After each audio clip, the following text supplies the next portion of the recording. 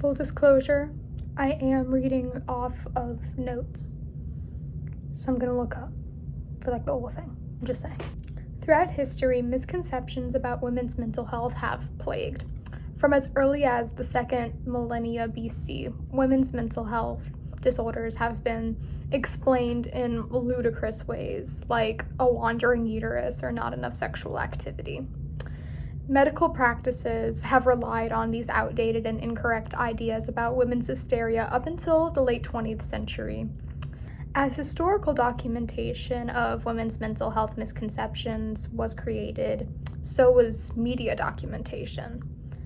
As the 19th century was coming to an end, mental health was beginning to become more commonly discussed, and some women began to express their own experiences with mental health and the erroneous treatment of it. These women's stories paved the way for a whole new world of media representation, containing countless stories, memoirs, films, plays, you name it, written by women displaying women's struggles with their health.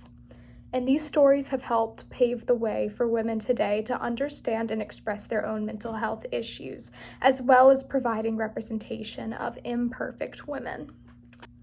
The Yellow Wallpaper, written by Charlotte Perkins Gilman, is one of the earliest and most well-known displays of women's hysteria in media. The short story follows an unnamed narrator who was locked in a nursery room of a mansion by her physician husband with the hopes of isolation and decreased stimulation curing her postpartum nervous condition. This was a very common treatment for mental health issues for hundreds of years. The abandoned nursery was furnished with old yellow wallpaper that the narrator becomes increasingly infatuated with as she descends further into madness.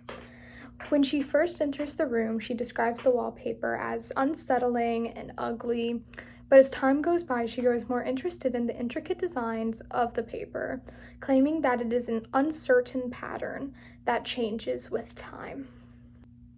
While being locked in the room, she begins to see a lady circling the walls of the nursery under the wallpaper, leaving a divot in the wall from where her shoulder brushed over it constantly.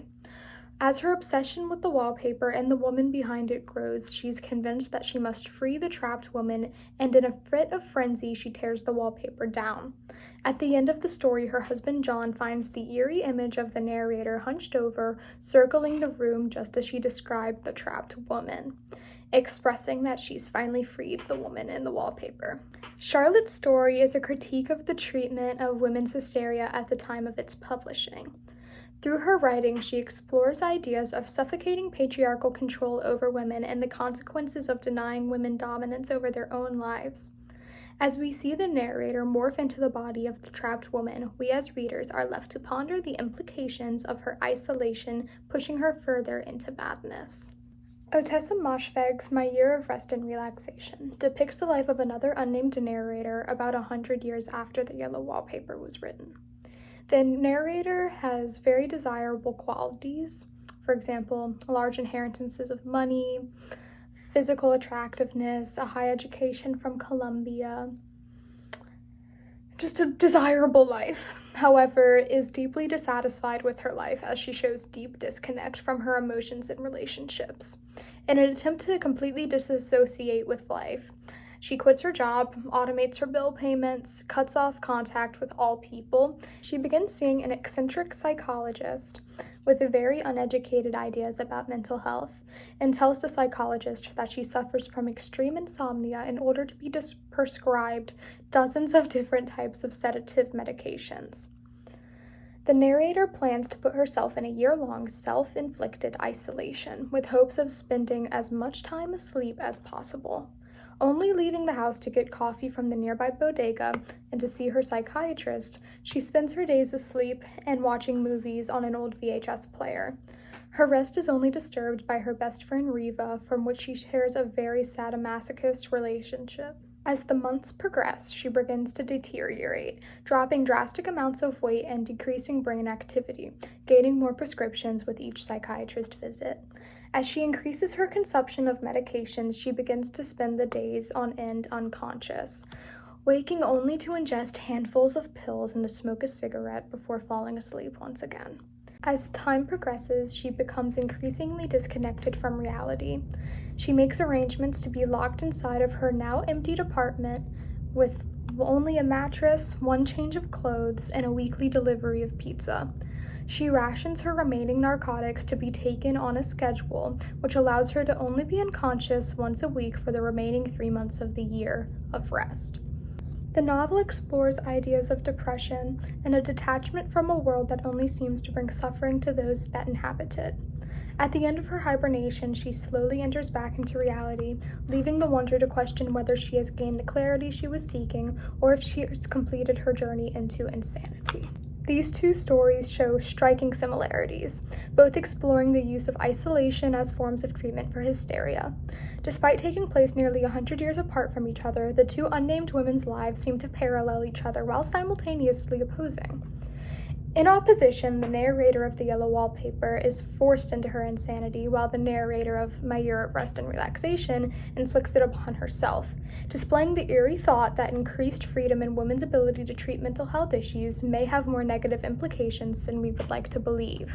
Similarities between the two stories can be seen on a very small scale with, for example, the color yellow being used almost constantly as descriptors within both stories, possibly the author's way of taking a commonly positive depicted color and twisting it to describe the color of compiled grime and filth, as well as deterioration over time.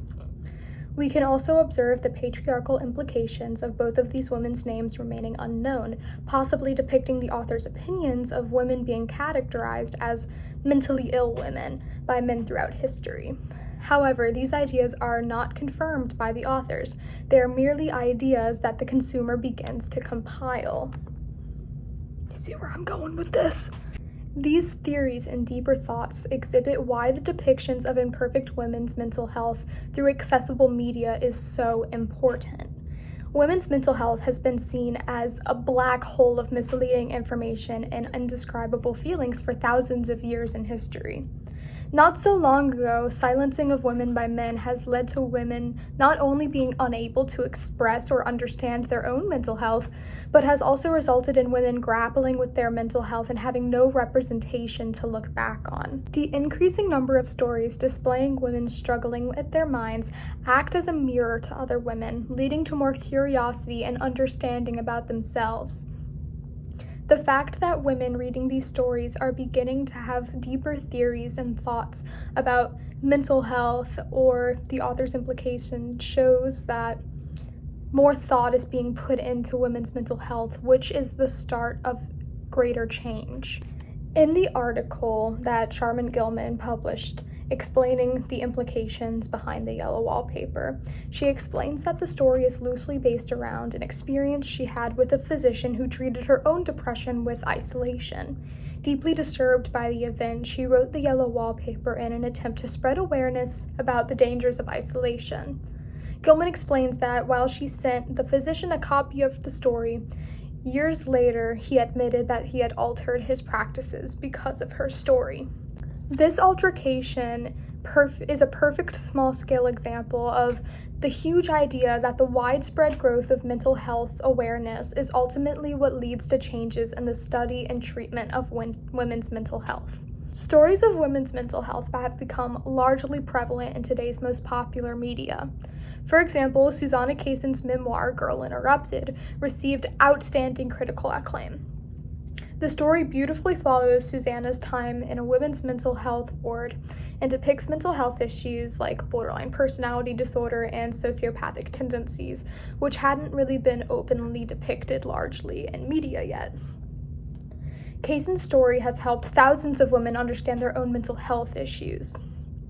Movies and media like Girl Interrupted, The Yellow Wallpaper, and My Year of Rest and Relaxation are written by imperfect women for imperfect women, helping to break down societal expectations put onto women through history and giving girls struggling with mental health hope for the future of mental health understanding and treatment.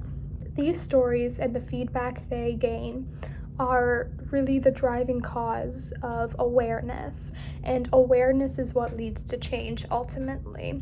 The only way for any positive changes towards mental health treatment to be made is for women to be thinking about their own mental health And this is encouraged by the influence of representation of imperfect women in media.